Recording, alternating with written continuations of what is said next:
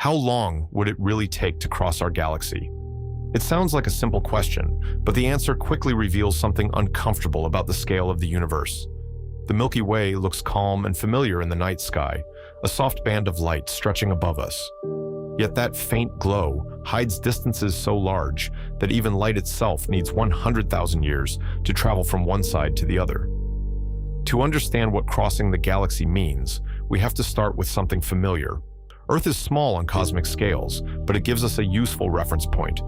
We measure our lives in hours and days, distances in kilometers, and travel times in minutes. Crossing an ocean takes hours. Crossing a continent takes less than a day. Even reaching orbit around Earth takes only minutes with modern rockets. But space changes everything. The first step away from Earth already stretches human intuition. The Moon is about 380,000 kilometers away. Light takes just over 1 second to travel that distance. Human spacecraft takes several days. That difference alone shows how quickly distances begin to grow beyond ordinary experience. The Sun is much farther away, about 150 million kilometers. Light reaches us in roughly 8 minutes. The fastest spacecraft ever built would need months to get there. Still, within the solar system, these distances remain manageable compared to what comes next. Our galaxy, the Milky Way, is a rotating disk of stars, gas, and dark matter. It contains hundreds of billions of stars, and our Sun is just one of them, orbiting quietly far from the center. The Milky Way is about 100,000 light-years across. That number is difficult to grasp, so it helps to think of what it actually means.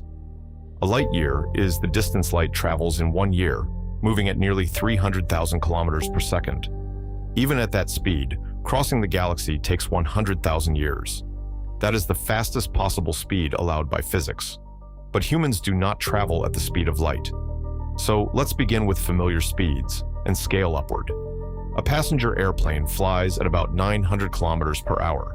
If you could somehow fly an airplane through space without stopping, crossing the Milky Way would take more than 100 billion years. That is many times longer than the age of the universe itself. Clearly, airplanes are not built for space. So let's move to rockets. The Saturn V rocket that carried astronauts to the Moon reached speeds around 40,000 kilometers per hour. At that velocity, crossing the galaxy would still take more than 2 billion years. Modern spacecraft can move faster once they leave Earth. The Parker Solar Probe, currently the fastest human-made object, reaches speeds of hundreds of thousands of kilometers per hour as it falls toward the Sun. Even at those extreme velocities, crossing the Milky Way would take hundreds of millions of years. The numbers barely change the outcome. The galaxy remains far beyond our reach. A more realistic example is Voyager 1. Launched in 1977, it is now traveling through interstellar space at about 17 kilometers per second. Voyager is moving faster than most spacecraft humans have ever built, yet it will take more than 70,000 years just to reach another star's neighborhood. To cross the entire galaxy at that speed would require millions of years. By that time, continents on Earth would have shifted. Species would appear and disappear. Civilizations would rise and vanish many times over. So, what if we imagine technology far beyond what we have today? Suppose a spacecraft could travel at 1% of the speed of light. That sounds incredibly fast. At that velocity, crossing the Milky Way would still take around 10 million years. Increase the speed again. At 10% of light speed, the journey would take roughly 1 million years. That is closer, but still unimaginably long compared to human history. Even advanced concepts like nuclear fusion engines or light sails, often discussed as future propulsion systems, would not solve the fundamental problem. The galaxy is simply too large. Eventually, we reach the ultimate limit, the speed of light itself. Light crosses the Milky Way in about 100,000 years. Nothing with mass can travel faster. Physics places a hard boundary on how quickly information or matter can move through space.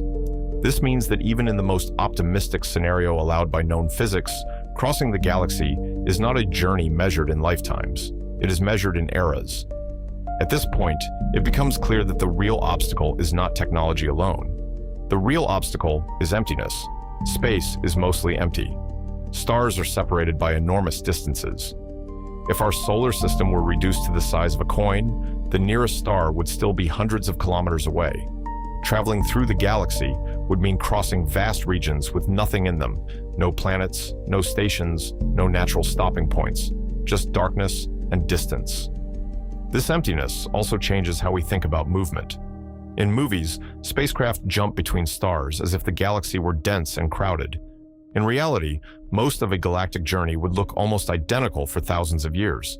The stars would barely shift. The destination would remain distant for generations. There is one concept that slightly changes this picture: relativity. According to Einstein's theory, time passes differently for objects moving at high speeds. As a spacecraft approaches the speed of light, time slows down for those on board relative to observers at rest. This effect, called time dilation, means that a traveler moving near light speed might experience a shorter journey than observers back on Earth. From the traveler's perspective, crossing the galaxy could feel faster, but for the rest of the universe, the full time still passes. Tens of thousands of years would go by outside the spacecraft. Relativity does not eliminate distance. It only changes how time is experienced. So, why does science fiction make galactic travel look easy? The answer is storytelling. Movies and books compress scale because real distances would make stories impossible to tell within human lifetimes. Faster than light travel, hyperspace, or wormholes are narrative tools that bypass physical limits. They allow characters to explore the galaxy without waiting for thousands of years. Real astronomy offers a different perspective. Instead of imagining humans traveling freely across the galaxy, scientists study it through light. Telescopes allow us to observe regions thousands or millions of light years away without moving at all. In a sense, we already explore the galaxy and the universe by observing rather than traveling. When we look at distant stars, we see them as they were in the past. Light takes time to reach us, turning space into a record of history. The farther we look, the older the light becomes. Astronomy is not just about distance, it is about time. This idea changes the meaning of crossing the galaxy. Physically traveling from one side to the other may remain impossible for a very long time, but understanding the galaxy does not require crossing it. Through observation, we map its structure, measure its motion, and study its evolution. The Milky Way itself is not static. It rotates slowly. Our Sun completes one orbit around the galactic center roughly every 230 million years. Since the dinosaurs disappeared, the Sun has moved only a small fraction of that orbit. On galactic timescales, even stars move slowly.